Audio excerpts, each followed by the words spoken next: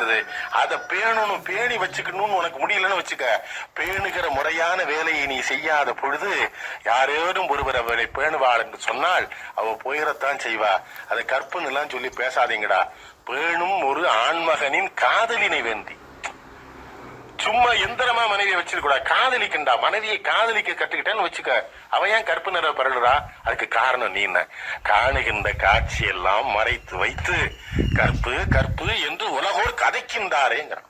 இந்த கதைக்கின்றாரேங்கிற வார்த்தை யாழ்ப்பாணத்து வார்த்தை. யாழ்ப்பாணத்து தமிழர்கள் தான் பேசும்போது நானும் அவனும் கதைச்சு கொண்டிருந்தோம், பேசி கொண்டிருந்தோம். இதெல்லாம் மறைச்சிட்டு பிறகுடா கற்பு கற்புன்னு பேசுறீங்க, அறிவு கட்டவனுங்களாங்கிறான் தமிழனை பார்த்து. என்னடா கற்பு? அவனுக்கு யாரு கற்பனப்படுவது சொல்திறம்பாவை. அவங்க அம்மா அவைட்ட வாங்கியிருக்கான். சிறை காக்கும் காப்பு எவன் செய்யும் மகளிர் நிறை காக்கும் காப்பே தலைங்கிறது என்னது? பூட்டி வச்சுலாம் பொம்பளைய, அவளுக்கு உணர்ச்சி உள்ளம்.